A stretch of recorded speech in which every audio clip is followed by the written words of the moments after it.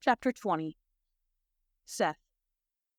He had witnessed many magical calamities in his lifetime, and he'd been on the receiving end of many more. He wore them on his body, seared permanently into his flesh, a map of misfortunes, the likes of which he wouldn't wish upon his worst enemy. But never, in his 24 years, had he seen what he was seeing now. His gray eyes widened, and his mouth opened in a mystified dismay. His legs took him back a step of their own accord, but as much as he wanted to, he couldn't pry his gaze away. The moment Bragon's hand made contact with his brother's face, there came a pulse of energy so quick and so intense that it shook the witch's hut behind them on its very foundations.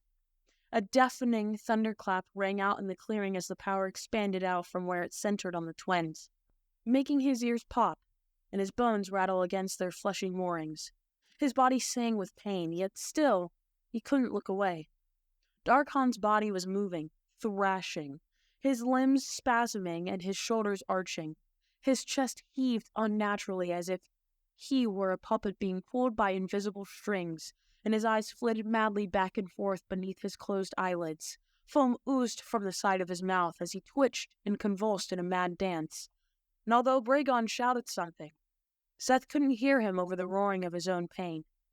Glowing vines of white light materialized around the dead initiate, snaking down from the sky and creeping up from the ground, as if the stars themselves were reaching out to enshroud the corpse in a cocoon of blinding white light. It seemed to form branches, crawling tendrils that moved of their own violation. The power that emitted from them brought Seth to his knees, his arms hanging limply at his sides, as he tried and failed to look away, aware that he was witnessing something not meant for mortal eyes. The glow was impossibly bright, yet pale and sublime, beautiful and terrible all at once. It was beyond the scope of language to describe, and through his awe, he understood that something horrible was happening here, something that could never be undone. He tried to shout for Bragon to pull back, but his voice died in his throat. The Agorst's hand at last fell away from his brother's forehead, but it was too late. The web of starlight ivy ensnared him, a rope of silver light snaking around his wrist, and then another. The scream that followed was a sound that would never leave Seth for as long as he lived, something not meant for mortal ears, let alone a human voice, and the energy was still intensifying. Bragon wrenched his head back, teeth gnashing. His eyes wide and staring, had gone as white as the incord moon. At last, Seth found his voice, but his own scream was drowned out by the gale around him. As the starlight vines enshrouded Darcon, the wind had begun to kick up again, with a force even stronger than before. As loud and strong as a tornado, it tossed the thaumaturge aside, as if he were nothing more than a rag doll, sending him tumbling over himself. He was still screaming, his throat raw, his body a magnet, completely and utterly helpless. Instead of filling him with fire, however, it was like all the heat was being torn from Seth's body, sucked out by the uncanny branches that now surrounded Darcon. Was his blood boiling, or was it freezing in his veins? It didn't matter. It was overloading his senses to the point where he could only grit his teeth and pray for an end. At least if it killed him, the pain would stop. The roof of the witch's hut tore free from the branches holding it, and an explosion of fragmented wood that sent it sailing away into the forest. Seth's stolen steed, who had been cowering behind the cottage where he was lashed, at last pulled free of his tether and sprinted off in a blind, whining panic. The magic in the clearing reached a fever pitch, drowning out all sounds and coherent thoughts. One agonizing moment passed, and then another. Finally, the noise subsided, the wind dying down as quickly as it had before. The rubble that had moments before been flying this way had dropped unceremoniously back to the ground, the trees stilling once more. An eerie silence descended on the clearing. Not even bullfrogs croaked amidst the marshy muck, and no leaves rustled in the trees. The werecats, common in the Azula Valley, had given up their plaintive yowling, and even the invisible eyes that Seth had felt on him from somewhere nearby seemed to have vanished. Seth's vision, clouded by pain, finally cleared, and when at last he dared to open his eyes, he was greeted with the sight of Bragon, whose hand was still snarled in the magical pod. The agorist was slumped over, motionless, and Seth had just enough time to wonder if the magic had killed him before he saw it. The cocoon around Darcon was splitting open. A crack of darkness, as black as the tendrils were white, appeared along the boy's chest, as if the night itself was about to come pouring out of him. It quickly began to open wider, expanding like a monstrous mouth. The starlight vines fell away, winking out as easily as firebugs in the night air. The darkness grew as the light dimmed, and then it, too, receded. Bragon collapsed, his hand now free, and was utterly motionless. Darcon, on the other hand, had started to move, rolling onto his side as he got his quivering limbs underneath him. Except it wasn't Darcon. At least, not the way he had been before. Terror squeezed Seth's heart like a fist. In the place of the young bald disciple he had met on the mountaintop, there now lay an enormous, hulking bugbear. Bigger than a grizzly, he was all muscle, his filthy tunic torn almost in two by his new hulking frame. He lurched up onto unsteady feet. No, not feet, but paws, towering over the two humans who occupied the clearing with him. Two wicked-looking tusks protruded from his lower lip, and his blood-red eyes shone like garnets in the low light. A sound escaped Seth's lips, but he was paralyzed, frozen in the shadow of the horror that now stood before him. In some hysterical part of his mind, he was struck by the image of a deer in the sights of a hunter's bow, petrified, trapped by its own fear as it awaited its oncoming death. And yet, he still could not move. The bugbear swayed a little, letting out a roar of rage and pain as he took in the sight around him. The witch's hut, his fallen brother, and Seth. His expression, already inhuman, twisted into something even more bestial as more anger flooded his features. "You," he snarled, advancing on Seth and raising one of his massive clawed hands. "You got me stabbed." Seth scrambled backwards, his heart thundering in his ears, all rationality gone, as the creature closed in on him with murder in his eyes. "This is it," he thought madly. "This is how I die, split down the middle by a monster with knives for fingers and razors for teeth." Darcon raised his paw, letting out a monstrous bellow. Then Bragon's voice, weak with pain and exhaustion, stopped the bugbear in his tracks. "Darcon," he took a rattling breath. "Help." So the apprentice hadn't died. He was actually getting up, his feet dragging in the dirt, and his injured arm dangling limply at his side as he sucked in ragged, whooping gasps of air. The sound of his brother's voice stole Darcon's attention, and he looked over his shoulder at his fallen twin. There was a flash of wild recognition on his face, and in the next moment, he was on all fours, rushing in his twin's direction. Darcon's back was all Seth needed to see. Springing to his feet, he whirled around, his markings joining his fear in a chorus of frantic appeals. "Leave. Get out. Get away. Go. Now." He didn't need telling twice. Seth sprinted from the clearing, disappearing between the trees, and not daring to look back. Chapter 21. Mina. The infirmary had become a second home, so much so that Mina was having trouble remembering what her old quarters looked like. She understood why the others didn't want her to stray too far from the healer's domain. If there was a problem with her head injury, it would be best to have Mistress Geraldine close at hand. Still, she couldn't help feeling like some kind of experiment, a specimen that an herbalist might examine under a glass globe. It didn't help that she felt every moment of Darcon's absence.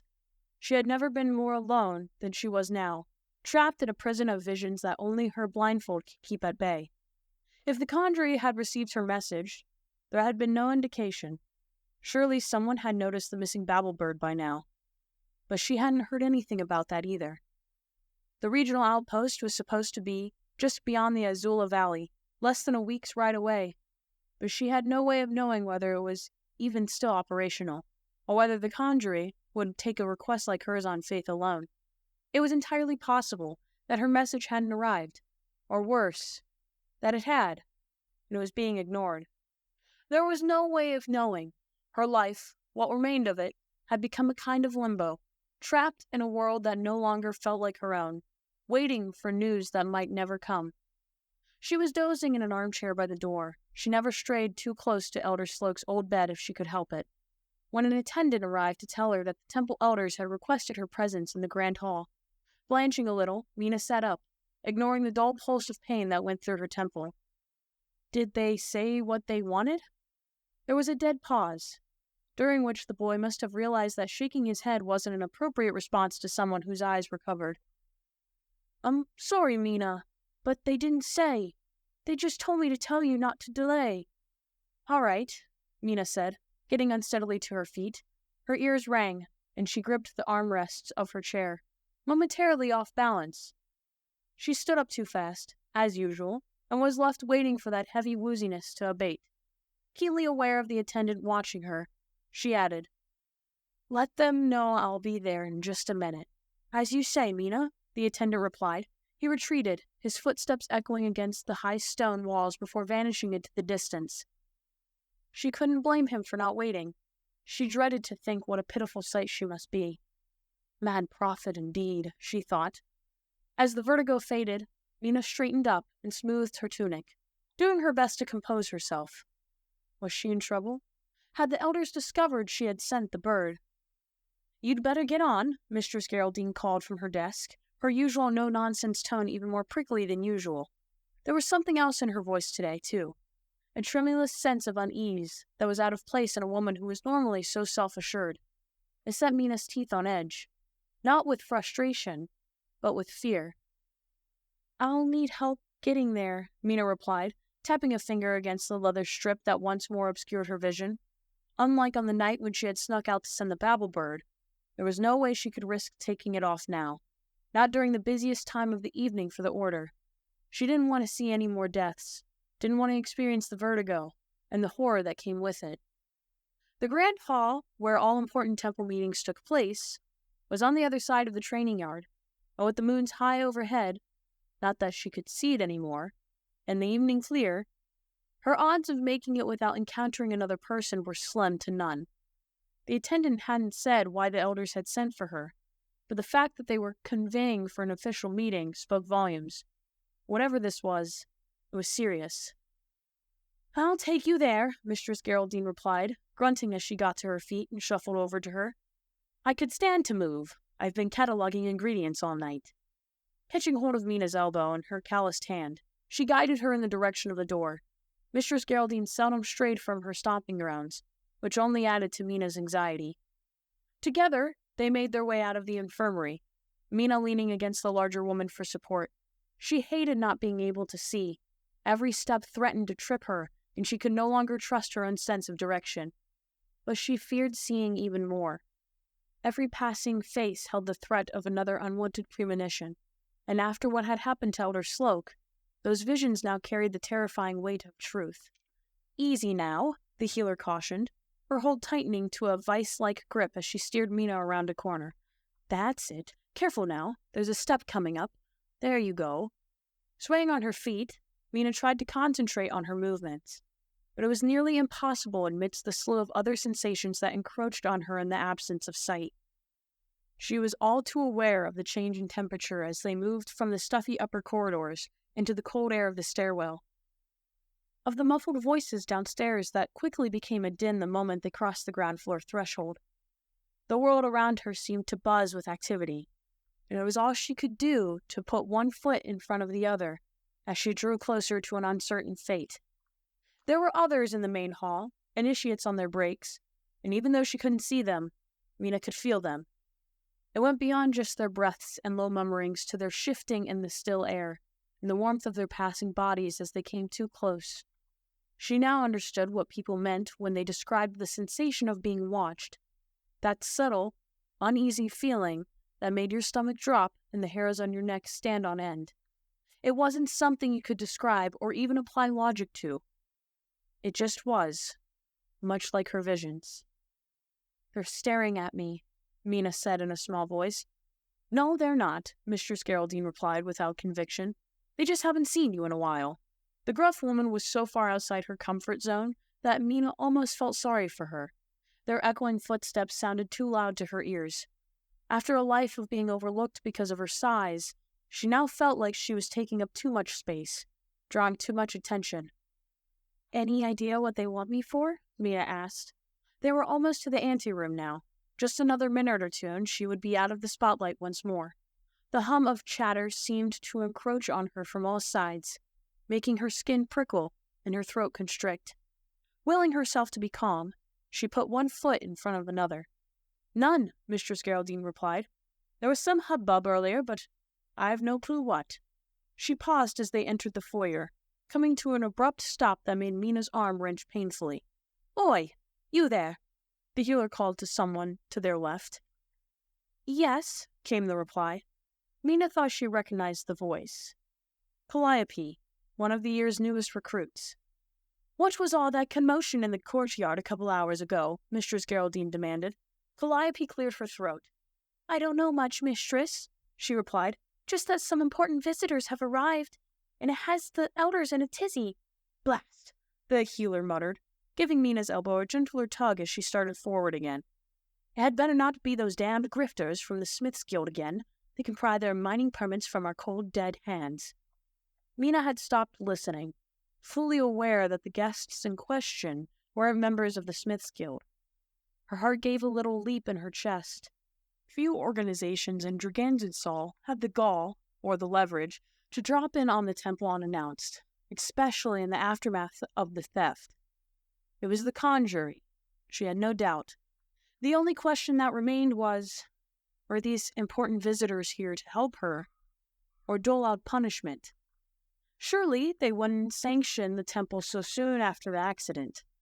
If months had passed, that would be one thing, but not even the conjury could be that stringent. Could it?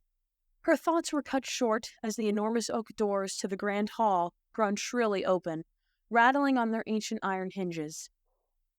The air was cold enough to send goosebumps crawling down her arms, but the most eerie thing about where they now stood was that it was completely and utterly silent. Unnerved, Mina took a shallow breath and dared to slip a finger under her blindfold, pulling it up for the briefest of glimpses at what, or who, awaited her. Mistake. The first person she laid eyes on stood in the center of the room, exactly opposite the doors. And here was a surprise. She was actually as short as Mina. A dwarf, she guessed, given the woman's muscular build. Her copper hair woven into a long plait, reaching down past her waist, and a nasty-looking battle axe was slung over her broad shoulders. That was all she could gather before the inevitable sickness took hold, and a muddled smoke figure materialized directly in front of the dwarven woman.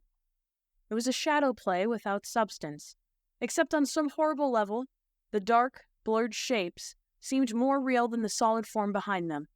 Mina watched as the dwarf woman grappled with another distant form, and although the details were difficult to make out, she sensed it was at least 15 or 20 years away. It was obvious that magic was involved. Bright flashes of light dotted Mina's vision as phantom spells exploded before her eyes, one of them catching the dwarf in the chest just as she readied an axe, different from the one on her back, for the killing blow. The woman froze in place for a moment, and then dropped to the ground, as dead as Sloke had been. A low moan escaped Mina's lips, and she swayed where she stood.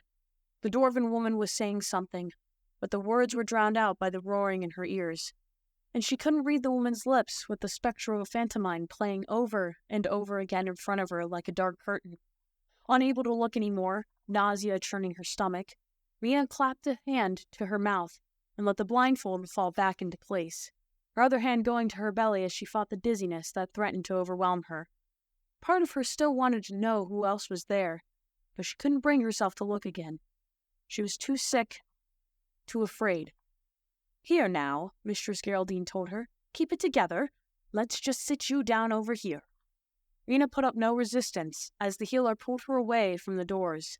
When the backs of her legs met a hard wooden surface, her knees practically gave out, collapsing down into the high-backed chair.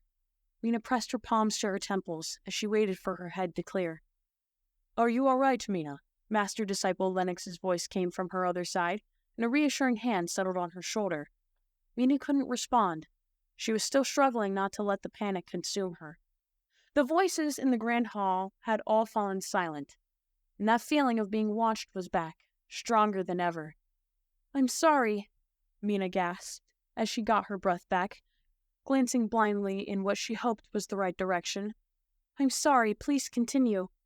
Please stop staring at me." There was the sound of a throat clearing, and then a gruff female voice, presumably the dwarf's, rang out through the large chamber.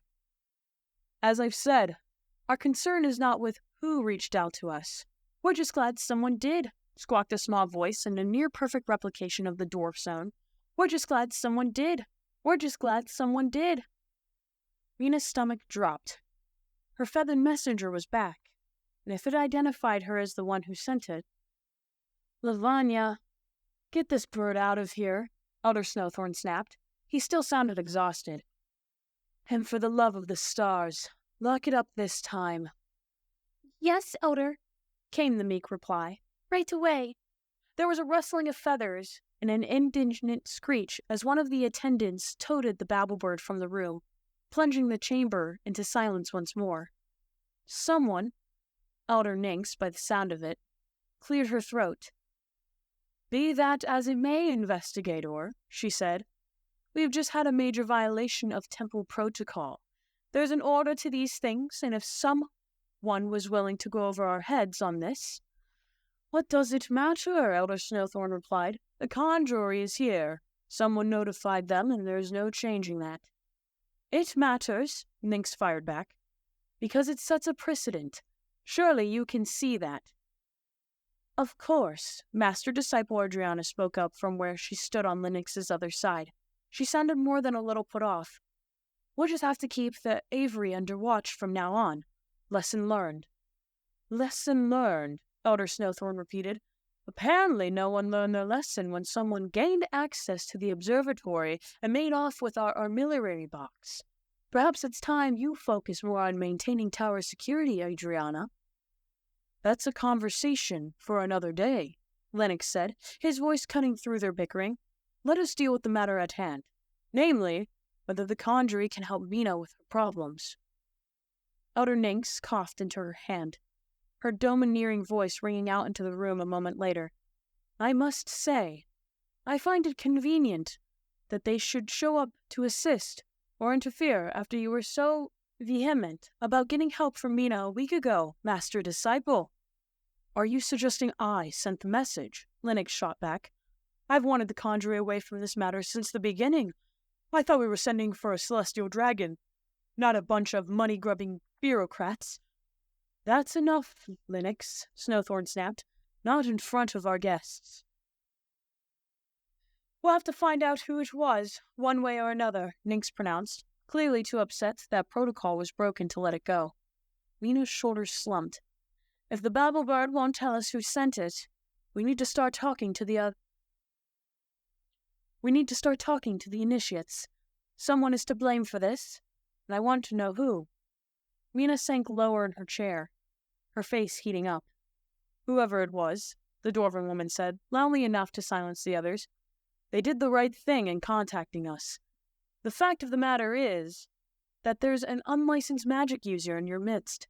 If you were found to have been harboring a magical anomaly, the fines alone would have been enough to bankrupt this place." Heavy metal boots rapped along the floor as she drew closer to Mina. "And speaking of magical anomalies," she added, "I see the girl in question has arrived."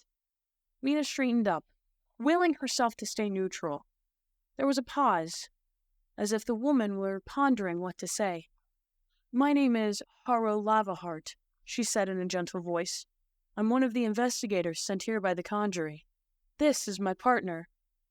There was another shuffling of feet along the smooth floor, and these footsteps were quieter, slinkier like a wolf padding along after a bear. Then, A male voice came from beside the woman, as smooth as silk and cold as fresh snow.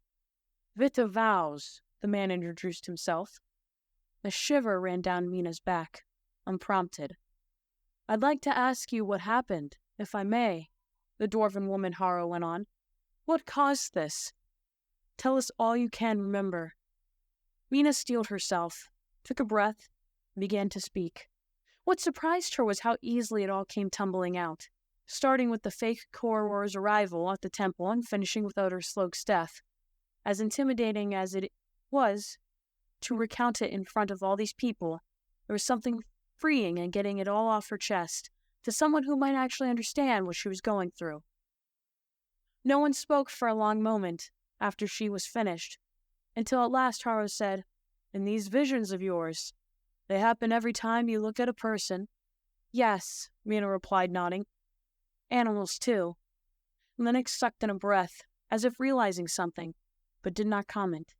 There was a rustling of leather armor, and in the oppressive silence of the meeting hall, the sound of the man, Viet, whispering something to his partner carried easily. Haro whispered something back to him before returning her attention to Mina. "My partner and I would like a demonstration of this ability," she said, making Mina's stomach drop. "Are you—" Mina hesitated, beating back her alarm. "Are you sure?" "We can't just take these things on blind faith," the conjuring investigator explained. "This isn't something we've encountered before. We need to understand it better in order to decide our course of action. No single magic we've ever heard of has allowed anyone truly to see the future. The conjurer would be interested in helping you in any way possible. But we need proof that it's as you describe." She paused, clearing her throat. "You said this ability is triggered every time you lay eyes on someone. If that's true, then it should be easy enough for you to use it for us now." Mina opened her mouth to protest. They didn't know what they were asking. They hadn't felt the illness, the unbridled terror that accompanied her visions. But just as quickly, her mouth shut. This could very well be her only chance to solve this problem. The last thing she needed was for these investigators to decide she wasn't worth their time. "All right," she replied in a quavering voice. "I'll do it." "Mina," Lennox protested. She turned in what she hoped was his direction, looking up into what she hoped were his eyes. "I have to, Master Disciple." Lennox fell silent, but the uncertainty was coming off him in waves, an echo of Mina's own dread. Viet's voice spoke out again, aimed at the still blindfolded Mina. "When you begin to describe what you see, tell the visions to me directly. Do you understand?" He spoke the question as easily as if he were just saying hello, but something in his tone was quite literally inescapable. The sound of his voice was somehow both velvety and razor-sharp, his words burrowing into her mind like a parasitic worm. An image flashed briefly through Mina's mind. A fly caught in a spider's web, thrashing against its silken bonds with no hope of escape. The understanding that this man was using magic on her was secondary to the profound discomfort that his inquiry elicited, and she was compelled to reply, as much to stop the sensation as to answer his question. "I don't understand why, but I understand what you want," Mina said, her mouth moving as if its own record. Viet didn't reply, but the feeling abated, allowing her respite. Exhaling in relief, desperate to keep him from doing it again, Mina stood. She shook her head and reached for her blindfold, trembling slightly, already bracing herself for the nausea, and for the inevitability that she would see something she didn't want to see, maybe more than one something. Her skin was clammy under the leather, her throat thick with anticipation, and when she slid the blindfold off her face, there was time enough to doubt herself. But then her eyelids were fluttering open, and there truly was no going back. She had expected to see a handful of people in the room, the elders certainly, and perhaps one or two of the more respected master disciples. In reality, there were at least a dozen order members scattered about, an audience of people who were all eager to watch the spectacle. Gritting her teeth, Mina swept her eyes around the room, and everywhere she looked, she saw death. The human investigator, Viet, a man with night-black hair and a well-groomed goatee, was being overwhelmed by raiders, their blades biting through armor, flesh and bone. Blood spouted, and metal flashed. It would happen a couple years from now, give or take. The sprightly master-disciple Yvonne, taking a kick to the skull that knocked her off her feet. Was it a sparring match or a battle? It didn't matter. She didn't get back up. Further in the future than Viet. 5 years? 6? The golden-skinned man who flanked the investigators, one of their deputy enforcers, was struck by a tail lined with razor-sharp spikes.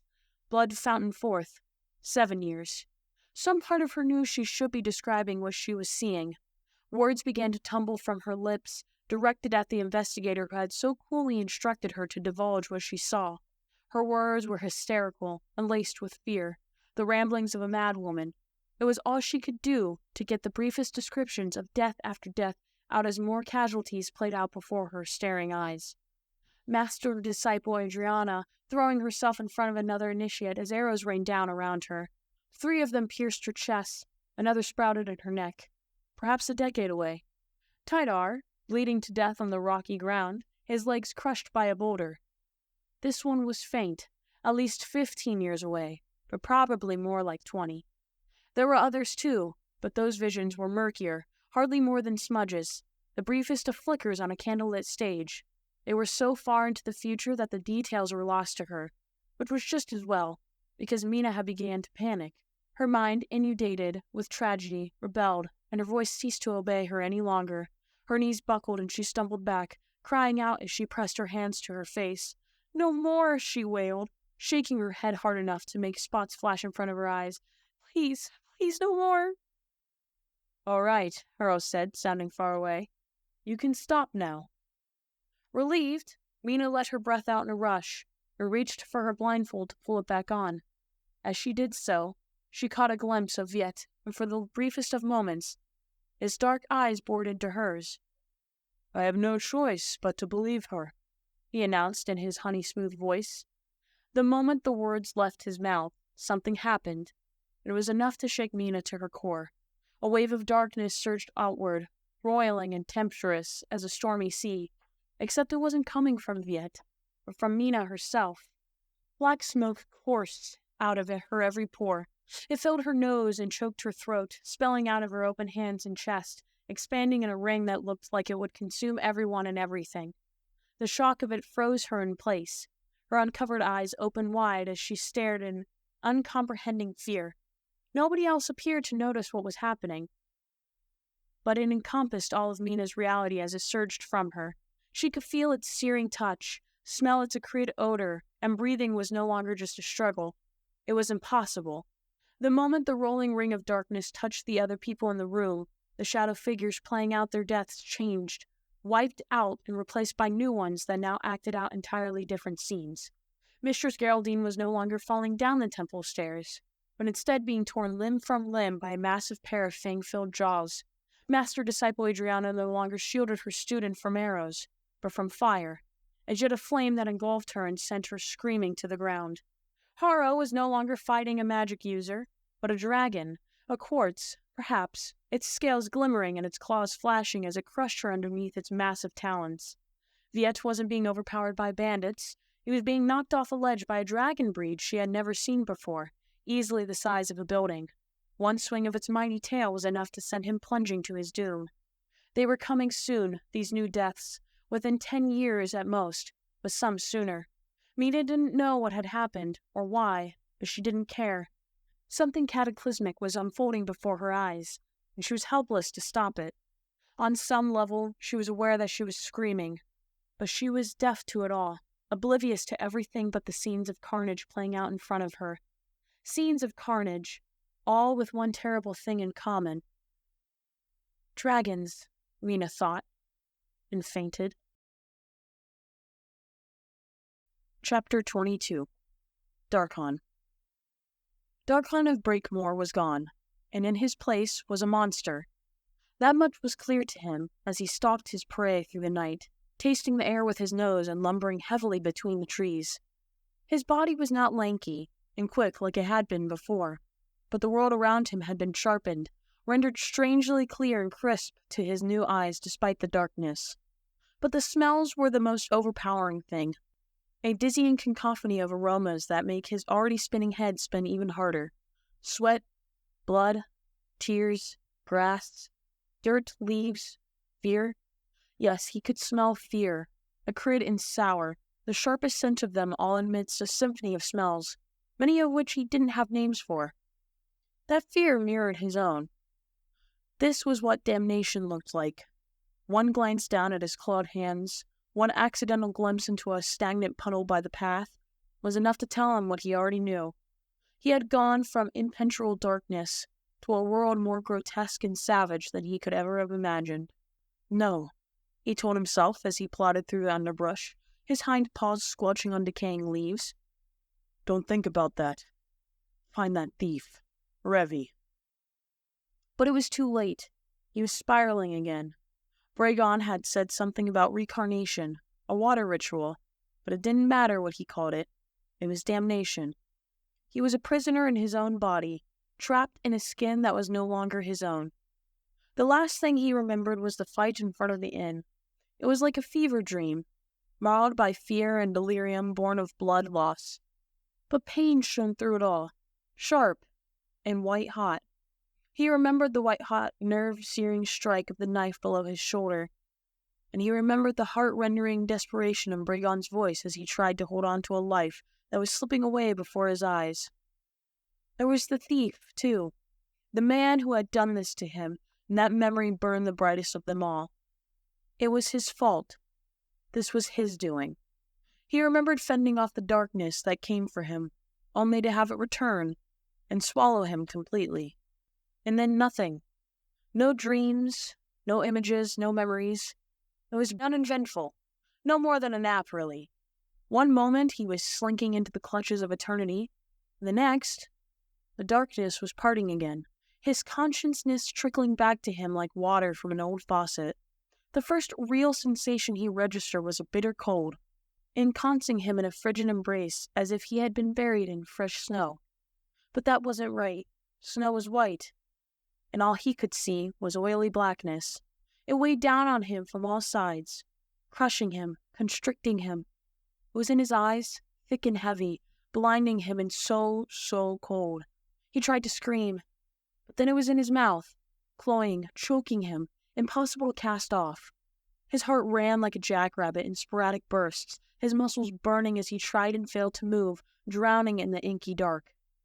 Then, without warning, a blinding bright light had punctured the blackness, splitting it down the middle like a torn seam. It gave way to a view of a night sky blotted with gray clouds, and Darcon gasped, sucking sweet air into his lungs, like he had never breathed before in his life. He had been aware that something was wrong, even before he got to his feet. His muscles hung heavy on his bones as he staggered up, and the grace with which he usually moved had vanished. Even just getting his balance was difficult, and amidst the disorientation, he was left with the most base of emotions: confusion, frustration, panic. There were trees everywhere, and he caught sight of a ruined hut out of the corner of his eye. His scream was foreign to his own ears, guttural and ragged, animalistic. He smelled the others before he saw them. Bragon, lying in a crumpled heap, his face lined with pain, and Revy, the bastard thief, who was staring at him with eyes that were wide with terror. Darcon would have grabbed him then and there, if it hadn't been for Bragon's hoarse cry, which cut through this new animal savagery like a knife. After that, things happened very quickly. Revy took the chance to scurry away into the forest like the coward he was, not caring that Bragon was gasping in agony. Darcon had just enough time to move his brother back into the wreckage of the nearby cabin, collecting a length of rope from a high shelf and tearing a bedsheet from the cot as he went. He was in the midst of fumbling the ladder about his hulking body in a makeshift tunic when she arrived. Perhaps it had been inevitable that the woman whom Bragon had called Old Lady Hinda would eventually show up. The witch hadn't been far away, and when she came hobbling into the clearing, drawn back by the magic, it was clear she had no part in what had taken place. Bragon stumbled through a nearly incoherent explanation, doing his best not to look at what had become of his brother. And as he spoke, Darcon's panic grew. What had happened to him while he was asleep? No, not asleep. Dead. The dagger had killed him, and he'd woken up in a nightmare. Hinda's reaction to her destroyed cottage was what one would expect, and Darcon had no doubt that if Bragon hadn't been there, she would have Darcon to bits right then and there. But earning a favor from a member of an Augurus clan was no small thing, especially for someone in the business of herbs and potions. So the old woman had instead given a sniff and tottered over to the stripped bed, where she was currently tending to Bragon's injuries. If she hadn't double-crossed them both. It wasn't out of the question. They had been double-crossed a fair amount already in the past few weeks. He should have stayed with his brother, and he would have, but tracking Revy down was more important. Darcon was going to make him pay, that much was certain. He would hunt him across Fainlish, to the end of the continent of Dragendrastal, and across the entire world of Heavenfall if necessary. Beyond that even, if he had to. It was a small price to see justice done. A breeze kicked up, rustling the branches of the surrounding trees and bringing with it the mineral scent of the Azula River below. This was accompanied by the earthen damp of moss, bracken, and peat, carried on a wave of other smells that made him woozy. In this form, he took everything in, and his senses were so finely tuned that it was almost painful. He had heard stories of bugbears, tenacious nocturnal predators that roamed the woodlands, capable of stalking their prey for days, wearing their targets down until they stumbled right into their waiting claws. And Darcon intended to do just that. Adjusting the stolen rope, which he had coiled around his shoulder, he closed his eyes and sniffed the air again.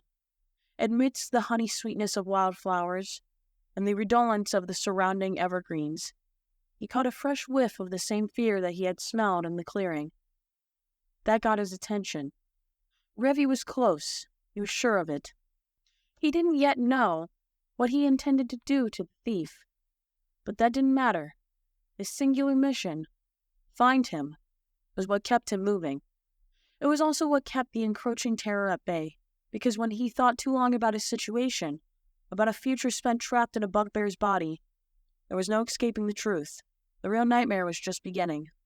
Grunting, Darcon shuffled onward on legs like tree trunks, still not entirely steady on his feet.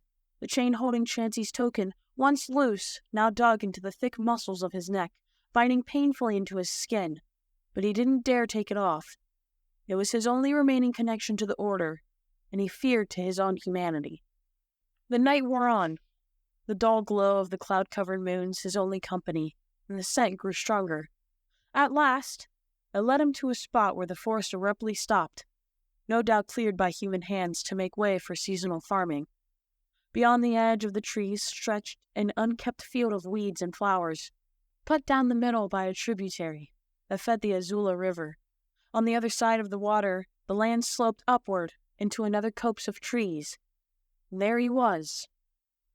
Even from a distance, Darcon could make out every detail, every fleck of silver on Revy's slate-gray eyes, and every bit of new stubble on his face.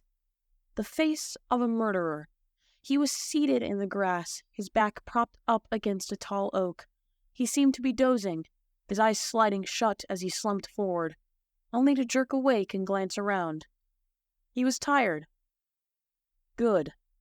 As he peered out from between the trees, the plan that had been forming since back at the cabin began to seem real.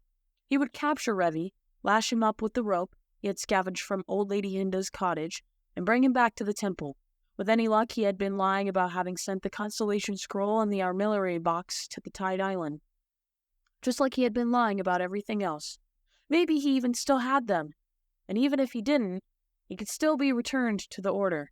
Darcon would present him to the elders, vindicated, having single-handedly hunted down the thief and brought him back to face justice. They would let him back into the Order then.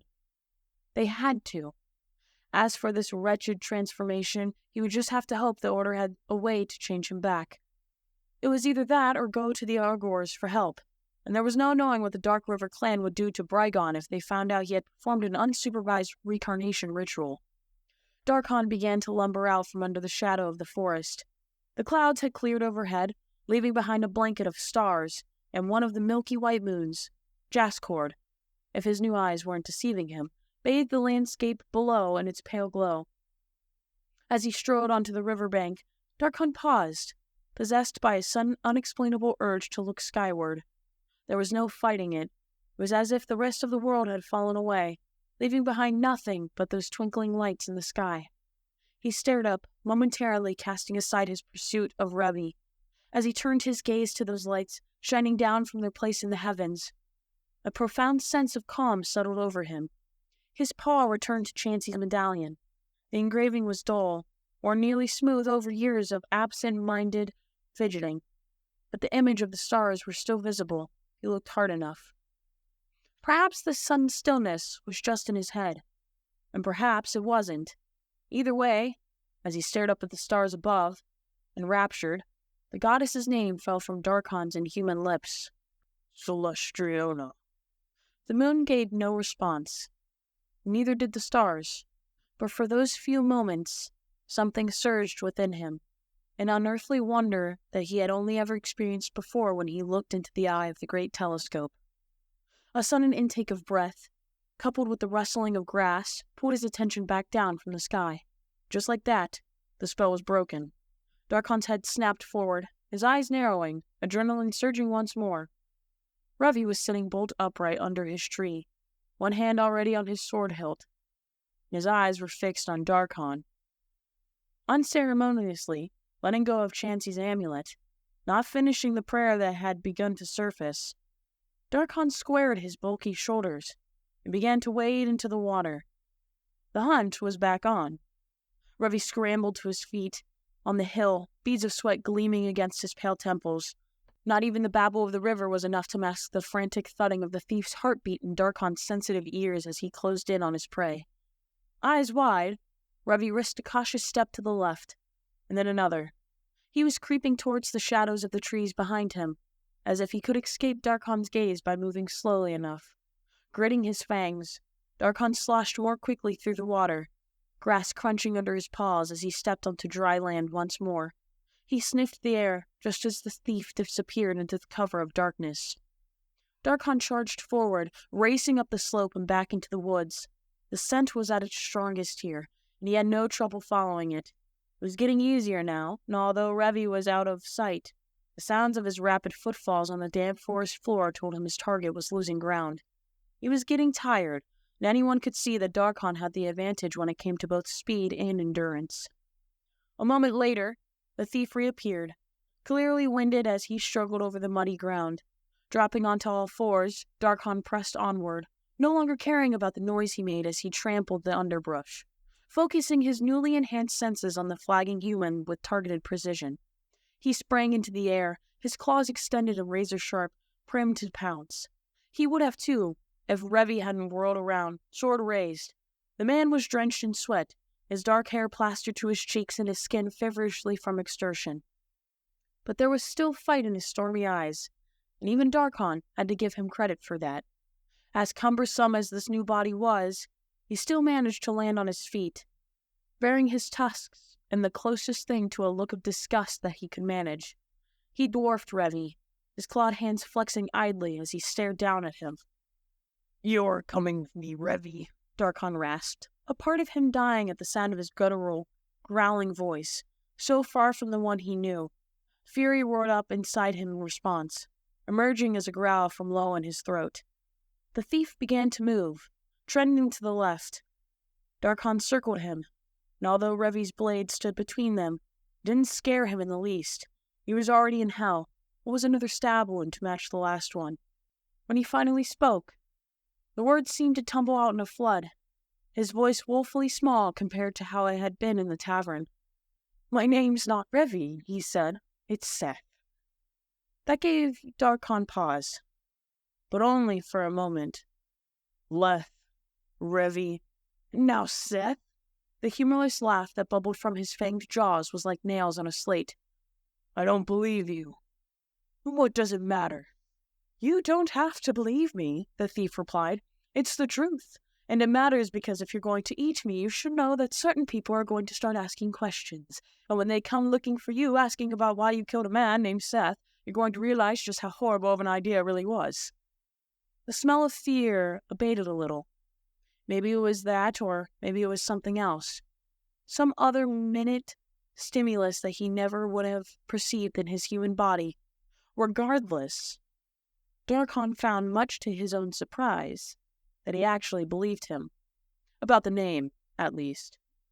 Seth, then, Darcon grunted, spittle flying from his tusks as he leveled a disdainful scowl at the man. You're coming with me. Seth took a step back, his eyes darting over his shoulder. Where's Bragon? The witch, Darcon growled. Henda. She arrived moments after you ran. The magic drew her back to her house.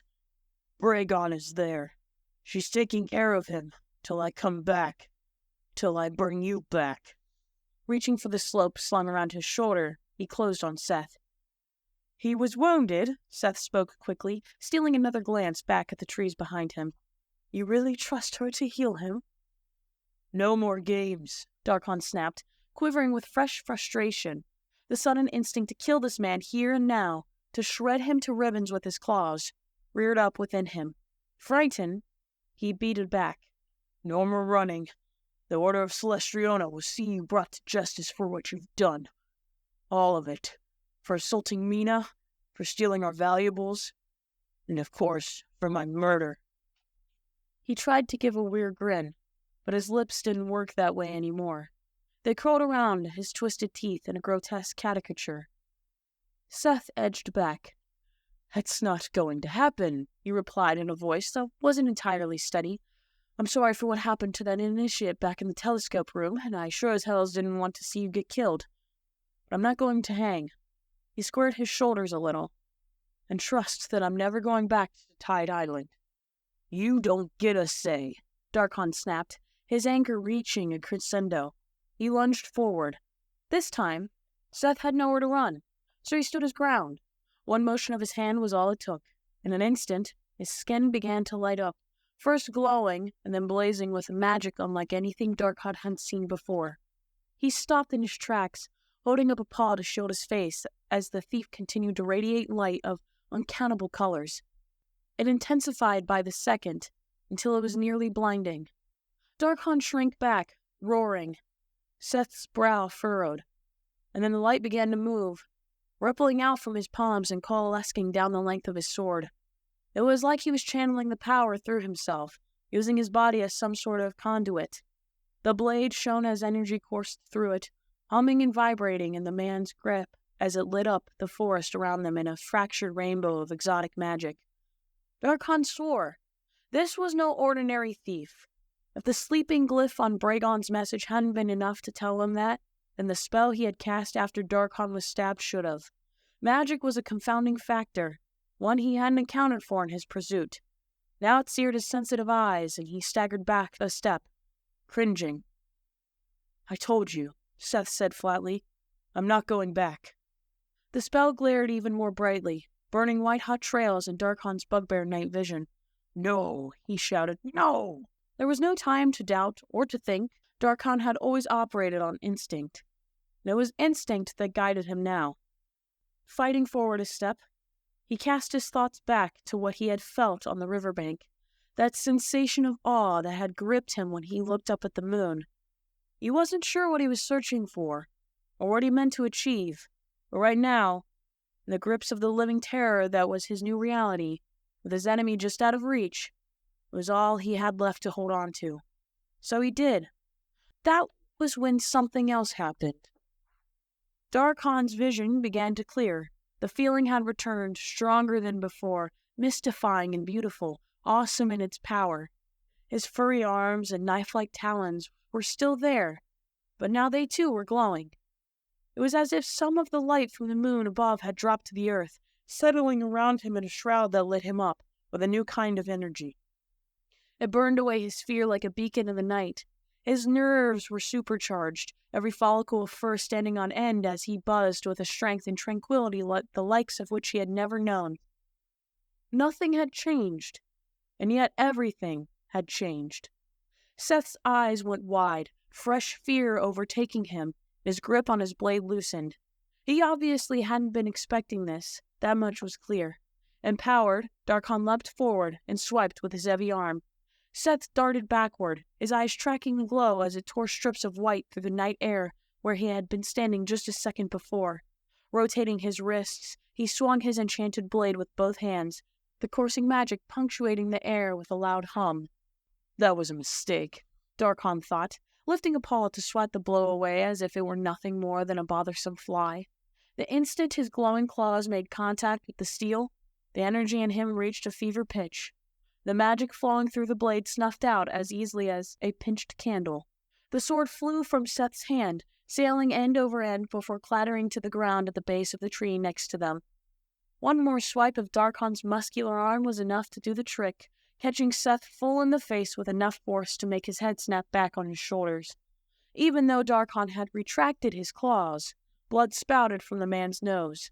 His knees gave out and he was unconscious before he hit the ground. Dawn was approaching.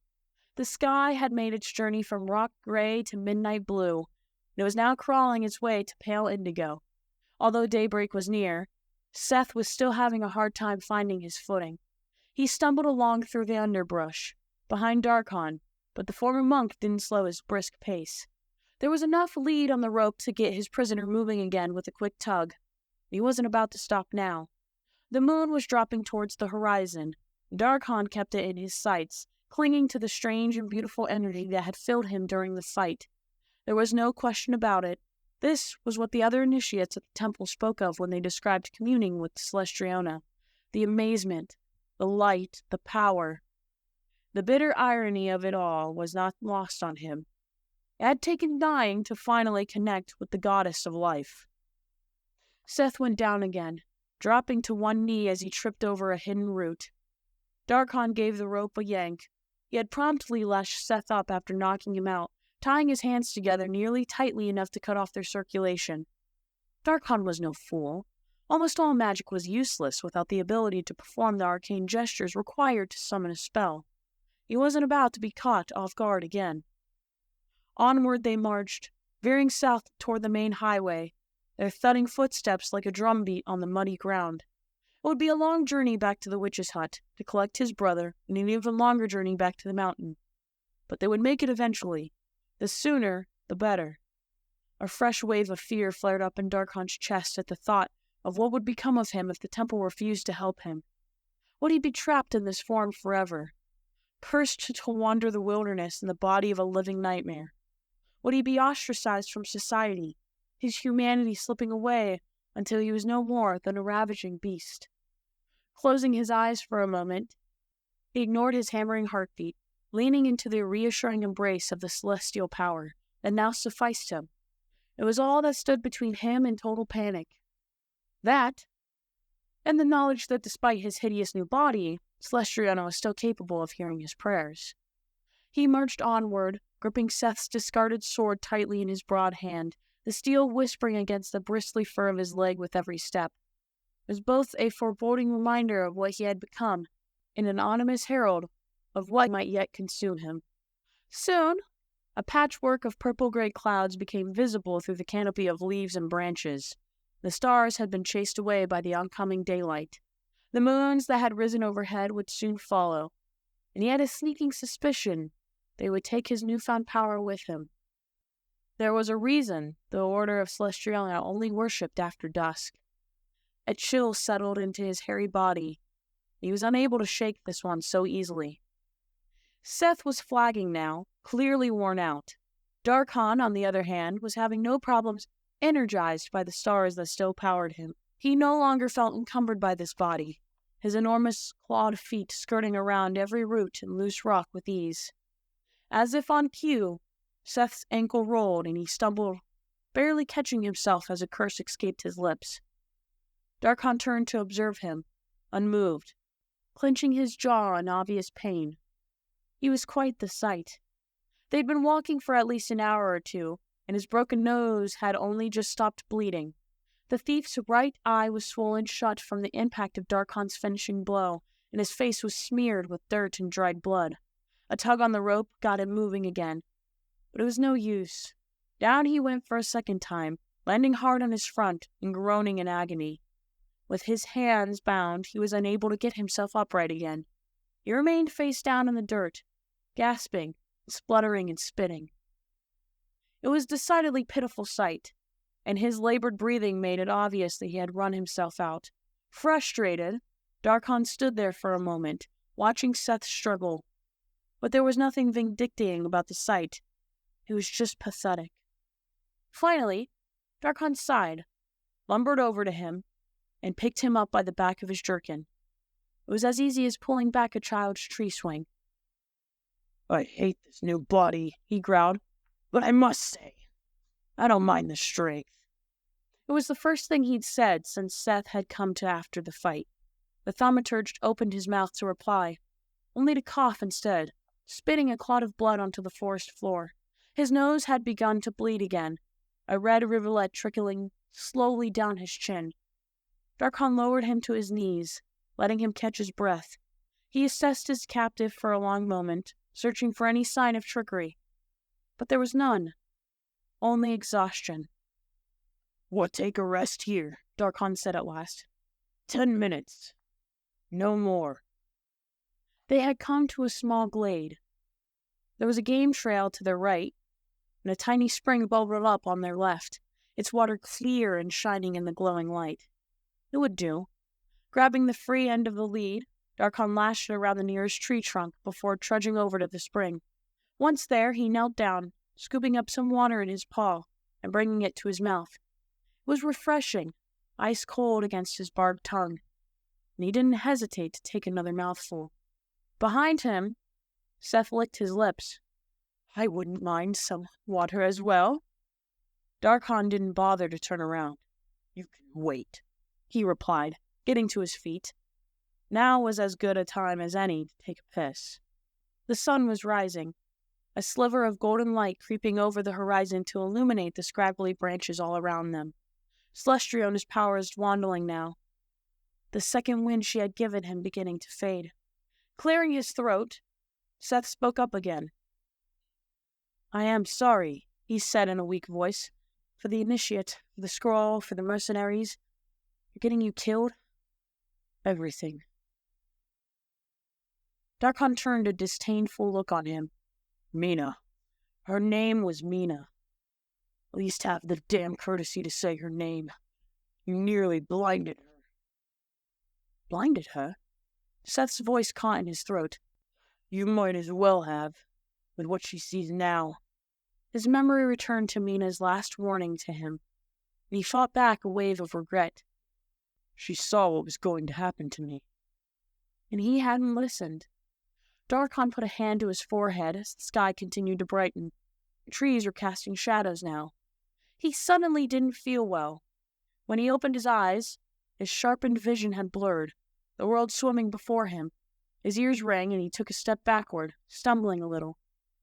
"Are you all right?" Seth's words sounded like they were coming from the bottom of a well.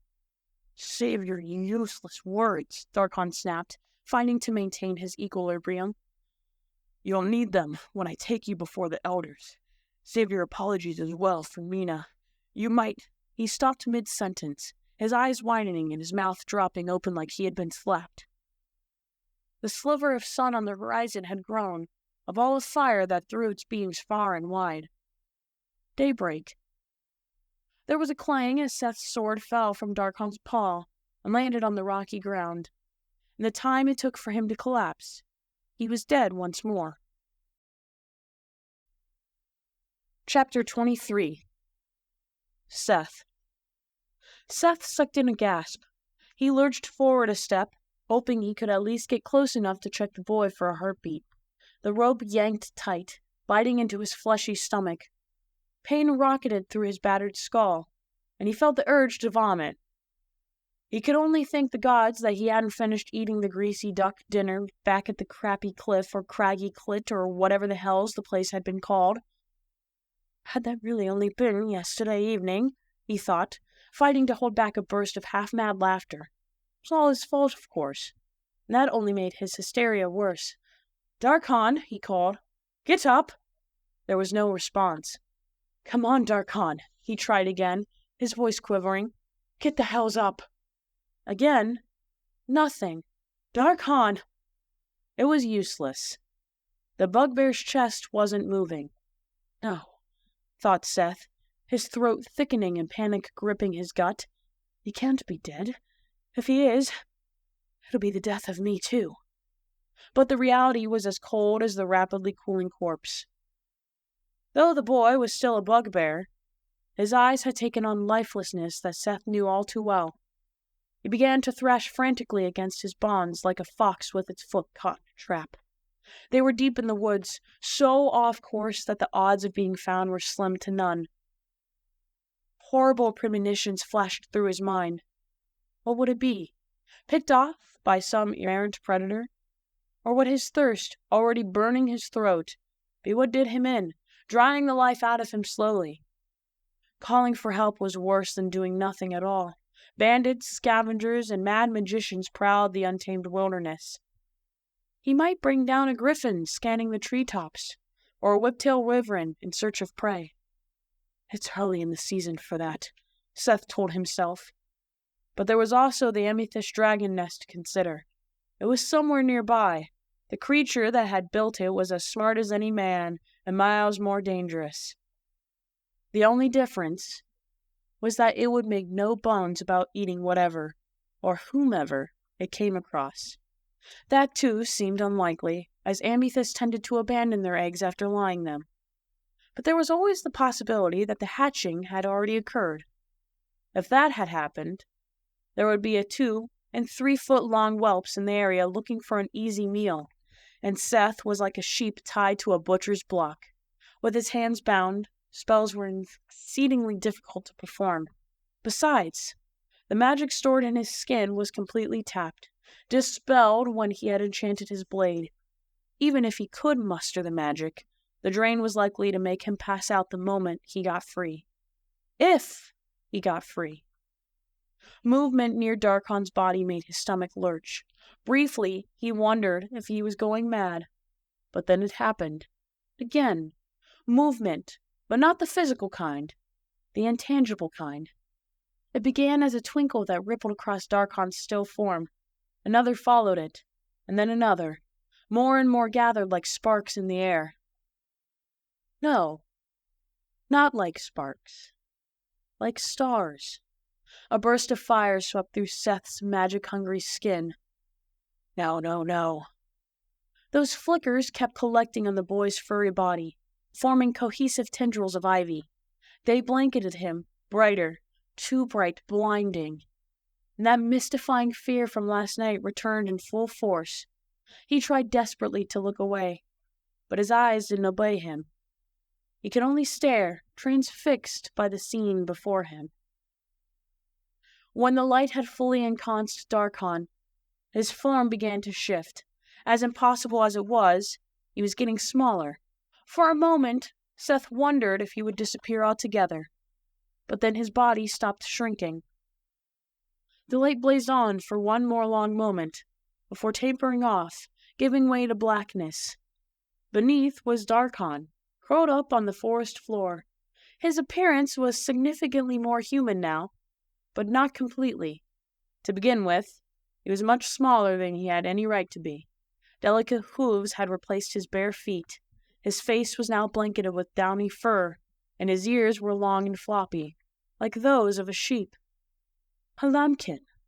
He came back again as a lambkin. The thaumaturge didn't have much time to ponder this. Darcon was already in motion, springing to his feet just as the last tendrils of darkness faded away. The makeshift toga he'd worn as a bugbear was now heaped around him like a tent. Between that and his ruminant features, Darcon should have been a comical sight. Any humor in it was tempered, however, by the look of hatred that twisted his face when he caught sight of Seth. Darcon stumbled a little, his hoofs tangling in his bedsheet as he took a step forward.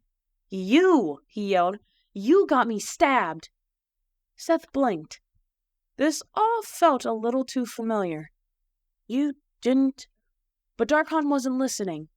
Already struggling forward under the weight of his enormous tunic, he looked around, his frown deepening as his eyes dropped to the rope around Seth's midsection.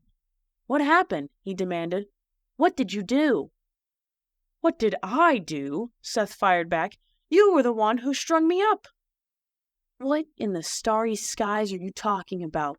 Darcon came to a stop, his tiny hands clenched into fist at his sides. Where's Bragon? Where are we? His hand flew to his healed shoulder. That sellsword stabbed me in the street.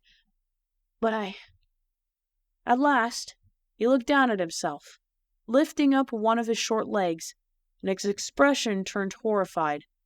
What's wrong with me? His brown eyes snapped back up, and he stalked forward, reaching up to grab Seth by the collar. What did you do to me? You don't remember, Seth asked. You died. Bragon made me help him bring you back. Used some sort of augurist ritual. Darcon's sheep-like eyes narrowed. You're lying. Seth stared down at him in disbelief. He really didn't remember it. Not the first reincarnation, not his pursuit of Seth, not stopping by the creek after tying him to a tree.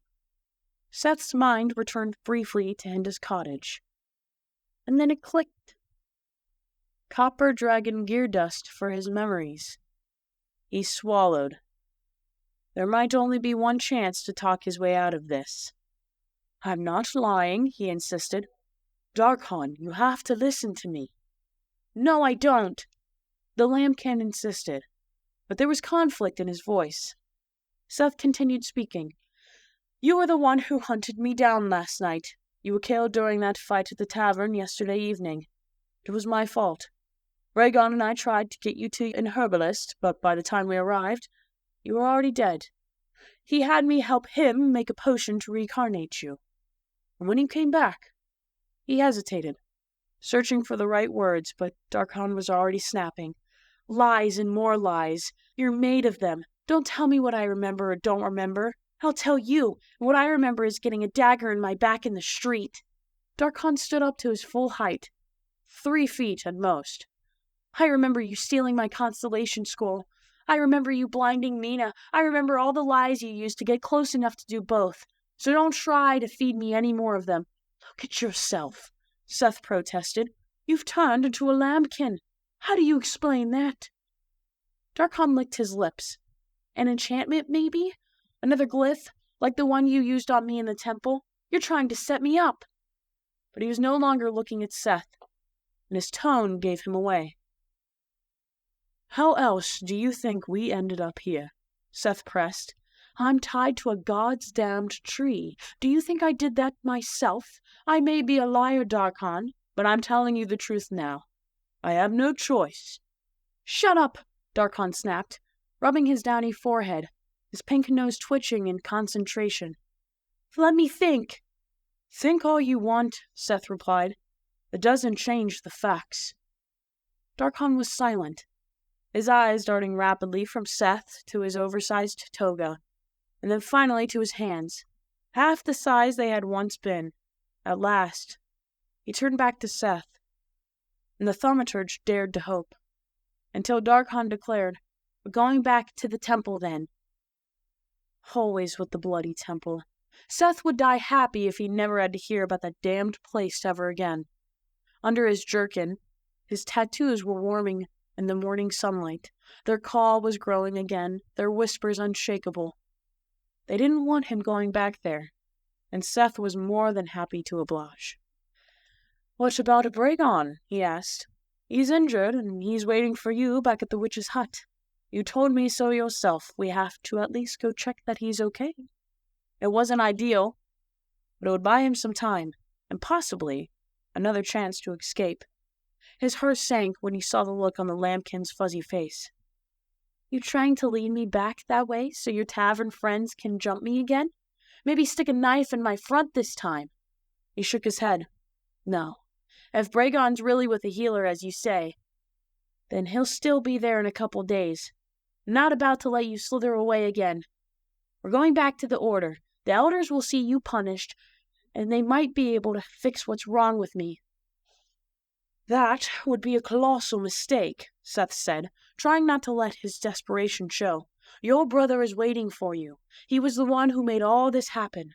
Maybe he can fix it. But Darcon wasn't listening. Instead, he was hauling the billowing bedsheet up around his woolen body, folding it over on itself before moving to Seth's discarded blade. Please, Seth said, you need to listen to me. You've died twice and came back in 2 different bodies in less than a day. We've got to get you back to your brother so he can figure out why." He had a sneaking suspicion it had something to do with Bragon's hand getting caught in the starlight web. But he kept it to himself. Some cards were worth keeping close to the chest. Darcon lifted the sword, leveling its razor-sharp tip at Seth's throat. "Be quiet," he snapped. "Just be quiet. I'm going to untie you now, and don't bother trying anything. I can tell this sword is sharp." He nodded downward. "Lie down on the ground.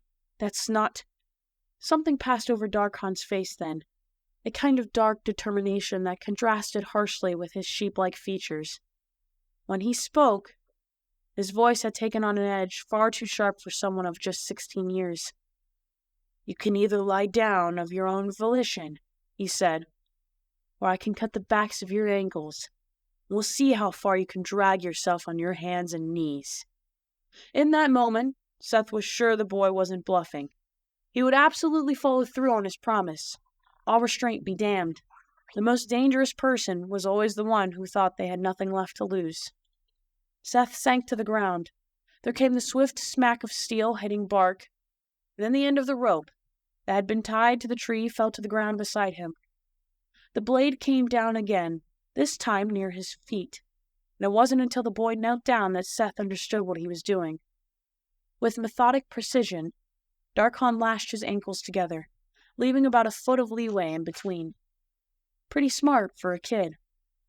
"On your feet," Darcon commanded, giving the remaining lead a sharp yank. The tip of his own sword gleaming in his peripheral vision, Seth scrambled up. "Now walk." Darcon pointed southeast, where Seth could make out the jagged shape of Mount Bassridden, rising up through the trees against the periwinkle sky of the horizon. Somewhere atop that bundle of crags, the temple of Celestriona was waiting for him, along with a fate he didn't want to think about. Old Linny Hinda's hut was in nearly the exact opposite direction, but it was clear that nothing he could say would persuade the young monk. So much for telling the truth. Resigned, Seth began to walk, and with that, the two of them set off into the morning. The way marker was hard to read in the dwindling light. It pointed southeast, down the mud-choked road, the same one Seth had taken when he first fled the temple. Storm clouds had rolled in during the afternoon, pissing frigid water down on them, and mucking up even the well-worn path. It hadn't stopped until they were thoroughly soaked. This was the most miserable he had ever felt, second only to the day of the burning, 10 long years ago. He shivered from the damp, his skull throbbing in time with his footsteps. His tattoos never failed to remind him of their dissatisfaction at this turn of events, and each step was harder than the last. Dusk had fallen, bathing the world around them in shades of pink and orange. Seth sagged forward. "Can we rest a bit?" he asked. "It doesn't have to be all night. An hour, maybe 2. If my legs give out, I can't guarantee that I'll get back up." Darcon didn't look at him. "You can rest when I say so. You're going to look funny dragging me behind when I finally pass out," Seth snarked, "like a kid dragging a stuffed animal on a string." He thought about it for a moment. "You know, I think I had a lambkin stuffed animal once that I lugged everywhere, so this would sort of be the opposite." Darcon scoffed, rubbed his forehead, and then relented. "Fine," he said. "We'll take a break, but just enough to get you moving again, when we stay in sight of the road." "Thank hells." Seth shuffled along, behind as the boy led him off the highway, and into the growing shadows. The lambkin mused. "For years I've been sleeping during the day and studying at night with the other initiates. It's strange to be awake with the sun overhead." He glanced at the horizon. "More or less. I suppose I could use a break myself." Seth didn't have the energy to respond as he dropped to his haunches beneath the nearest tree. It took a Herculean effort to keep his eyes open, but there was something to be said for staying awake. If the boy displayed any weakness that could be exploited, it would likely be now, while he was resting. Leaning into his pain to keep himself alert, Seth leveled the former initiate with a quiet gaze. Darcon crossed his hoofed legs and laid Seth's sword across his lap, placing his hands on his knees. He let his own eyes slide shut. "What are you doing?" "Meditating." "Why?" Seth asked, his curiosity getting the better of him. "You're not in the Order anymore. Besides, I thought you didn't like meditating." Darcon opened his eyes. "I'm surprised you remember." He sighed. "It's funny. I always resented it when I was at the temple. I thought it was a waste of time. Now, though..." His voice had turned pensive, the voice of a boy who had been forced to grow up all at once. "I'm realizing just how much I took for granted." His expression hardened again. "Now stop distracting me. It's about time I learned how to do this right, for once." Seth debated pressing him further, but held his tongue, watching as Darcon closed his eyes again. To his surprise, he felt for the kid, guilt rearing its ugly head once more. They lapsed into silence. Darcon, his eyes closed and his head held high, despite all he had been through, and Seth, a wreck of a man whose life had long since been stolen from him. Night fell. Seconds became minutes, and he found himself counting again. 5, 10, 15. He was just starting to wonder if Darcon had nodded off, when something curious happened. Miles overhead, seemingly directly above where he was seated, there was a break in the fat gray rain clouds. They opened up a little, revealing a tiny piece of the night sky above, the stars brighter than usual. It was little more than a speck, as if someone had come tumbling down from the heavens and torn a person-sized hole in the clouds. But that was all it took. Darcon's face lit up. Literally, beams of white light cast his skin in an unearthly glow, his body radiating starlight much in the same way Seth's skin glowed when he hadn't discharged his pent-up magic in a while. The light intensified, growing brighter and brighter until Darcon gasped, his eyes flying open. Just like that, the gap in the cloud cover closed, and the monk's skin returned to its normal pallor. The boy sprang to his feet. "I heard her," he whispered. "I actually heard her." "Who?" "Celestriona," Darcon replied. "All those years at the temple, and she never cast her gaze upon me, never spoke to me, but I heard her just now. I'm sure of it. Just like I did yesterday." "Yesterday?" Alarmed, Seth straightened up.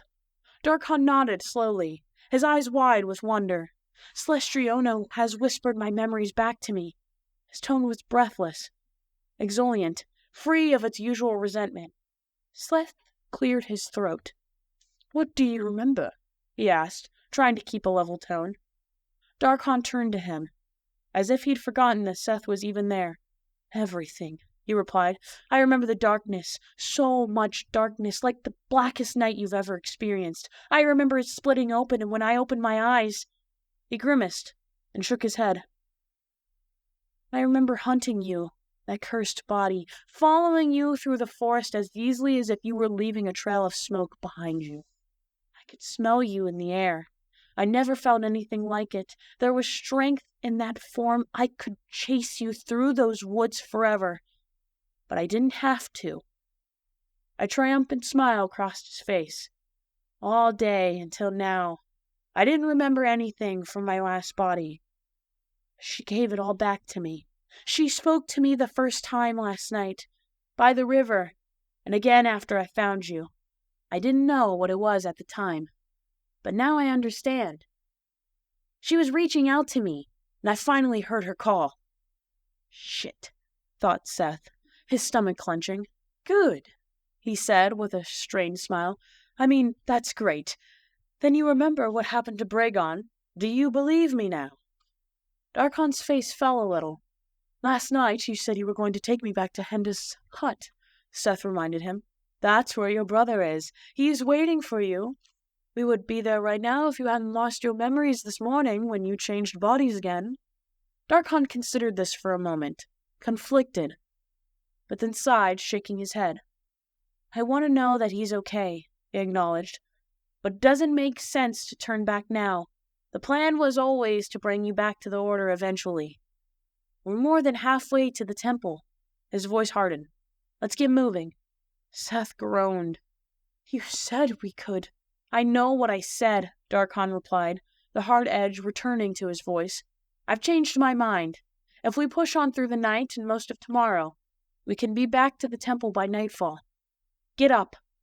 Seth, bracing himself against the tree, wriggled to his feet. His head was pounding, his muscles quivering, his tattoos singing their siren song. And on the horizon, the threat of retribution loomed, as dark and unwielding as the mountain itself. As he rose onto his exhausted legs, he thought, I take it back. This is the most miserable I've ever felt. Darcon, on the other hand, seemed more chipper than ever. Revitalized by whatever his goddess had done to him, he set a brisk pace, Seth stumbling along behind him. So this goddess of yours, Seth said, as much to distract himself as to fill the silence. Celestriona. Did she actually talk to you? Darcon hesitated. Not quite, he replied. I mean, not like hearing a voice in my head, if that's what you're thinking. I don't get it. It's difficult to explain, the boy replied, his brow furrowing. I never understood it when the other initiates tried to describe it. I guess you could say it was a bit like dreaming. Images and emotions written in dim light, like the fading trail of a comet. So, if she gave you back your memories, does that mean you get to keep them? I'm not sure, Darcon replied. I hope so. Seth thought back to the dusting of copper dragon gear powder he'd let fall to the floor, and felt a little sick. And if you don't? The boy just shook his head, and the doubt in his eyes spoke volumes. They continued through the night, the mountains drawing closer with every arching step. All around them was dry desiccation. The mud that had hampered their path was gone, as if all the moisture had been sucked from the road. Tufts of brown grass poked out between the wagon wheel ruts worn into the remote path. The brittle weeds crunched underfoot, despite all the spring rain of the past few weeks. Plants that had been fresh and green on his way back from the temple now hung limp and yellow. Cracks zigzagged through the parched dirt. Barren tree limbs rustled in the evening breeze, clattering against one another like dry bones. What birds still chattered in the trees wouldn't be chattering much longer. Everything in this area was dead or dying. The amethyst dragon nest was nearby. Seth's mottled tattoos blazed, a burst of fire through his nerves that made his teeth snap together and his eyes fly open wide.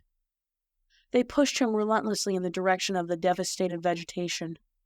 Darcon hauled Seth back, but still his feet tried to carry him, astray, no longer moving of their own accord. As Seth let out a pained half-yell, the lambkin stepped in front of Seth, sword raised. We're not taking a break now, he insisted, clearly ignorant of what lurked nearby. But we're too close to stop. Seth swayed on his feet, trying desperately to do what he was told, but his blood was boiling, and his ears were ringing. He gritted his teeth hard enough to make his jaw creak, prying his eyes away from the destruction, one foot in front of the other. Relief came the farther they drew away from the nest, and gradually, his sanity, what little there was left, began to return, along with his capacity to be afraid. As the color returned to the world around them, it dawned on Seth just how much danger they were in, this close to the nest. How exposed they were on the open road. And if those things had hatched already, gods forbid. Darcon came to a stop, his eyes on the horizon. The sun was rising. What is it? Seth asked, pouncing on the distraction like a rabid werecat. Terror bubbled within him, and yet his tattoos still tried to tug him back towards the dragon blight. Fear and reason be damned. It was enough to make anyone crazy. Just thinking, Darcon replied. I died again, and came back again at dawn, even though I suffered no injuries. As if in response, Seth's broken nose sent out a dull pulse of pain. Go on and gloat, he muttered, stealing a weary glance over his shoulder. Even the threat of the conjurer paled in comparison to the threat of being set upon by amethyst hatchlings, and the knowledge that, if he weren't a prisoner, he would be walking straight into the danger at the behest of his own skin. Besides, what does it matter? It matters, Darcon replied, because who's to say I won't die again this coming dawn? He thought for a moment, and then nodded, pulling Seth away from the road. Just in case, he said as he lashed him to another tree. What are you doing? Seth asked as Darcon stepped back out of the shadows, a broken stick in his hand, and began scratching to the dirt at his feet. Writing a note to myself, Darcon replied. I might be wrong. I hope I am. But if I'm not, and I die again, when the sun comes up, then I might lose my memories again.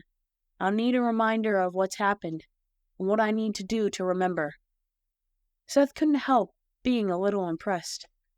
So now what? Now, Darcon replied, taking a seat nearby. We wait. It didn't take long.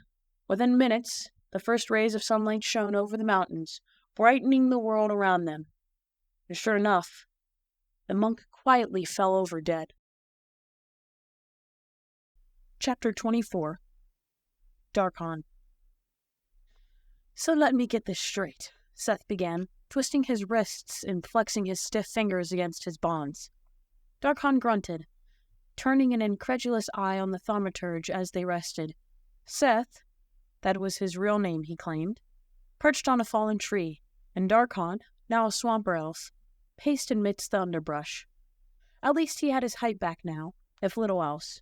His skin, a dull smoky gray, blended into the lengthening shadows, making him as much a creature of the darkness as whatever else might be lurking in the forest. He supposed he should be grateful. He hadn't returned as a bugbear again. Being spared the accompanying bloodlust was no small thing, but the resentment at being denied his humanity lingered. Still, this new athletic form suited him more than his last one. The longer legs allowed him to drag his quarry along that much faster. What? Darcon demanded, restless with energy. Despite having traveled for more than a day without stopping, he had awoken this morning in his new form as fresh as he had just had a full night's sleep. That did nothing to quell the fear that stirred in his chest when he came to in a different body. However, with no recollection of anything after being stabbed outside the tavern. At least he had the foresight to write himself a note. His instructions, scrawled in his own hand, had guided him through the uncertainty of the day and into the embrace of the night when a prayer under the moon had, as promised, restored his memories of everything that had happened since his first death. By night, memory. By day, amnesia. A new body each dawn. A disturbing pattern was emerging, but it was a pattern nonetheless, and there was no escaping it. It was a terror that was ever-changing, shifting like his form, his mind torn free of his body every morning, only to be sent plunging back into the world in a cocoon of frigid darkness.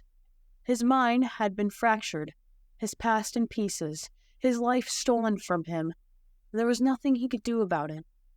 All he could do now was trudge endlessly onward, clinging to his tenuous new connection to Celestriona.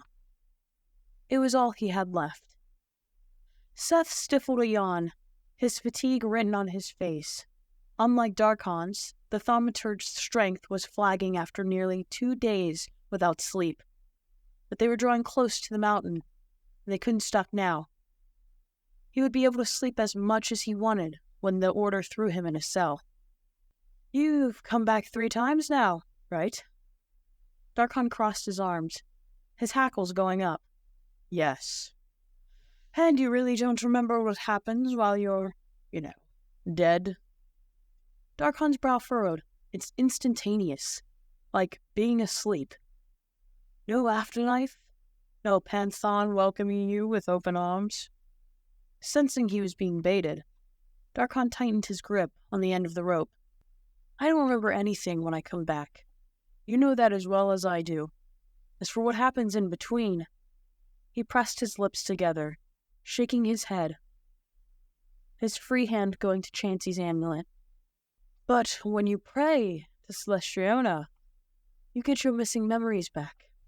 At least until dawn comes and you reincarnate again, and it starts all over. Do you have a point? Darcon snapped. Or are you just trying to talk my ear off? I'm just trying to understand how this works, Seth insisted. Why? So you can find a way to make me suffer even more? Seth snorted.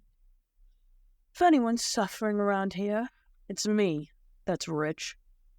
They fell silent for a moment, Darcon's eyes returning to the forest floor and his webbed feet. I just have a hard time believing your great merciful goddess is willing to torment you like this, Seth said after a moment. Why can't she just let you keep your memories and be done with it? Why make you keep praying? Do you really think I know why she does the things she does? Darcon snapped, pushing away his own doubts. I never knew her voice until after I died. She pulled me from the darkness and freed me from my fear. She's given me a second chance, and I can't let her down. As long as this keeps happening, I have to keep communing with her. If I want my memories back, that's the feeling I get anyway. Every night. Yes, Darcon replied, glancing up through the canopy at the stars overhead, under an open sky. His eyes returned to Seth, and he was surprised to see that the man's expression had grown serious, perhaps even a bit regretful. What if you forget to pray? I won't. But what if you can't pray? Seth pressed. What if something prevents you, or you can't get outside under a clear sky? Darcon didn't reply for a long moment, his own mind churning. The same question had occurred to him many times over. The answer was always the same, a dark certainty that he could neither escape nor explain. I get the distinct impression, he replied at last, that if I turn my back on her, she'll turn her back on me. He was being honest, perhaps too honest, but he was beyond mincing words. Seth shut up. The night was young, and the weather was clear, so it wasn't long before they started up again, their plodding footsteps tapping out a dull drum beat on the well-worn soil. Darcon's mind was elsewhere, namely, how he would explain all this to the elders when they arrived, and whether bringing them Seth would be enough to regain his place in the order. If Celestriona had seen fit to grant him his mind back, then surely he hadn't fallen from her good graces entirely, even after losing his constellation scroll. That had to be a reason enough to let him back in, didn't it? Even if, hells forbid, he never got his old body back, if he could still be allowed to ascend, if he could still become a celestial dragon. His thoughts were interrupted when the rope pulled tight, Seth coming to an abrupt stop behind him. Annoyed, Darcon turned to look. The thaumaturge was glancing around, his steely eyes, once glazed over with exhaustion, now wide and alert. What? Darcon demanded. Shh, Seth hissed, his gaze fixating on a point ahead of them, between the trees. I heard something. Darcon's brows knit together. Swamper elves weren't exactly renowned for their hearing. He strained to listen, but he was met with nothing but the rustling of leaves and his companion's heavy breathing. Come on, he said at last, growing impatient. Let's get moving. I don't hear anything. He jerked the rope, but Seth didn't budge. I did, the thaumaturge insisted, still scanning the trees, snapping branches. Darcon hesitated for a moment, then shook his head. You're imagining things. I'm not, Seth protested, but when Darcon tugged the lead, he started forward again, his shoulders hunched. Darcon hadn't seen him this on edge since they had paused through that dead patch yesterday. A memory he would not have had if it weren't for his goddess's blessing. Truth be told, it was impressive that the man had held on to his composure as long as he had, considering the shape he was in. Just as they reached the top of the next hill, a sound broke through the night, twigs snapping a short distance off to their left. Seth froze again, and this time, so did Darcon. He looked around, the bristly black hair on the back of his neck standing up. The road, more of an unkept path, really, was narrow here, and trees leered down on them on either side. Unease descended on him as surely as the darkness had. You heard it too, didn't you? Seth asked in a voice barely above a whisper. Darcon swallowed hard. I heard something, he replied, but I'm not sure if... He was interrupted by another snap, this one even closer than the last, and then another one, even closer still. Slow and steady, muffled by the trees, came the soft, rhythmic crunch of pine needles in moss. Footsteps. From more than one pair of feet. "Someone's out there," Seth murmured, urgency finding its way into his voice. "Untie me. Give me my damn sword." "What? No!" Darcon rounded on him. "It's probably just an animal." "Is it, though?" "I knew you were young, but I didn't know you were this stupid," Seth retorted. "He's got a point," came a new voice from the trees, dripping with amusement. Darcon's brow furrowed. Where had he heard that voice before? A large figure lumbered out of the shadows, coming to a stop on the moonlit path directly before them. It was none other than the leader of the sellswords, the one Seth had set upon him, and Bragon back at the inn. The moment outside the inn blazed in his mind like an inferno, anger and adrenaline coursing through him. It had been 2 days, but for him, it had been 3 lifetimes. Trembling with rage, clenching his teeth so hard that his jaw creaked, Darcon stared the sellsword down. He looked decidedly worse for wear. His stubble overgrown, and his armor scuffed and filthy. His eyes, still shot through with broken blood vessels, were narrow slits in the darkness, as if he were having trouble seeing, and Darcon recalled the spell he'd watched Seth cast on him back in town. The man's lips pulled back in a half-grin, half-snarl. "What a coincidence," he growled, advancing on them as his eyes drifted over to Seth. "Here I was thinking I would never run into you again. I was hoping I'd get a chance to thank you for your generosity, paying us to beat up them boys. And let's not forget the way you nearly blinded me, that magic light of yours." "Stay back," Darcon snapped, already reaching for Seth's blade. The sellsword raised an eyebrow at him. "Leave it, Swamper," he barked. "I've got no quarrel with you." Darcon bristled. "He doesn't recognize me. He killed me, and he doesn't even recognize me."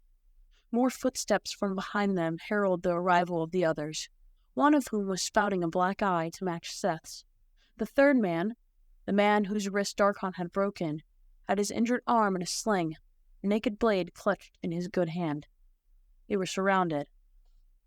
Seth struggled fruitlessly against his bonds as Darcon took a step back, his heartbeat slow and steady. Perhaps this new body wasn't as susceptible to fear as his old one. "What are you doing here?" he demanded, his eyes darting from the leader to his lackeys. "What are we doing here?" the one in charge asked. "Waiting for someone interesting to pass by." He laughed. "And who should appear but a swamper, and the man who did this?" He gestured to his eyes, which gleamed with an anger that verged on madness. "I would consider that very interesting." "So you're bandits now, is that it?" Seth asked. "Stirring shit up and taverns no longer doing it for you?" Between the men's battered appearance and hodgepodge of equipment, there was little doubt about that. The road that led up to the temple, remote as it was, made an easy hunting ground, as most merchants heading into the mountains carried their belongings in backpacks and small, trundling carts. "Bandits?" spat the one with his arm in a sling. "Sure, if that's what you want to call it." He held up his injured wrist. "Not much work to be held for a handful of wounded sellswords, especially around here." "Survival is what it is," the leader put in, "until we're back in fighting shape." "And let me guess, you drank the gold I gave you already," Seth replied. "Bunch of rumheads like yourselves, should have figured." "You would have done the same if you were as banged up as we was," the third sellsword replied, his blade glinting in the moonlight. "Whatever we do now," his grin was almost as feral as his boss's, "that's on you." Darcon started forward, ready to throttle him and damn the consequences. But Seth stuck his bound hands out, barring his path. "Look at us," he pressed on, gesturing from Darcon's makeshift tunic to his own battered jerkin. "Do we look like we have anything worth stealing?" "Stealing? No." The leader eyed Seth, his hand now dangerously close to the sword at his hip. "Not many folks on this shit road, after all. But you," he nodded slowly, "you might fetch us a fair sum, seeing as those 2 boys were hunting for you." Giving Darcon an appraising look, he went on. And seeing as this bounty hunter's already trussed you up nice and good, he shrugged. Maybe you'd be worth bringing in. Maybe you'd even fetch a handsome reward from the magistrate in Terrendale, or from those priests up on the mountain. I bet they'll want words with ye when they hear you got that boy killed. The one in the uniform. Seth snorted. You mean that initiate from the temple of Celestriona that you killed? He asked. The very temple we're returning to right now.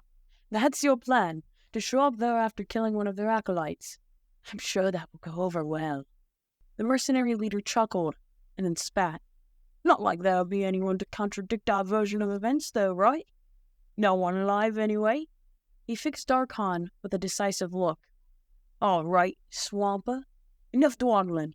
Leave your bounty with us, and you might just get away with your life. That's it. Seth bristled, but Darcon was already moving forward, his legs carrying him as if of their own accord, his mind shifting into that battle-tempered place where everything else seemed to melt away. Extending his hand, he offered the rope to the leader of the bandits, the man who had plunged a knife into his back and robbed him of his old life. As the sellsword moved to take the lead, Darcon dropped to the ground, bringing his leg around in a fluid sweep that knocked the man's clumsy feet out from under him. The others descended on him in an instant, drawing their weapons, but he had anticipated as much, hoped for it, in all honesty. If there was any justice at all in this world, he would make them pay for what they'd done to him, what they'd done to Bragon, and for standing in the way of the retribution he so desperately sought. The world around him narrowed to a point, his focus sharp and clear, and although his body was unfamiliar, it was also agile, even more than his human one. The rope fell to the ground as he became a whirlwind of elbows, knees, and feet, deflecting blows and dodging blades from all sides. This was where he lived in the heat of battle. He gave the man with the black eye a second one to match. The one with the broken wrist screamed in pain when Darcon struck his bad arm, darting out of the way of his flashing blade, his new form a gray blur against the black night. He turned to address the leader, who was getting to his feet, a short sword in either hand.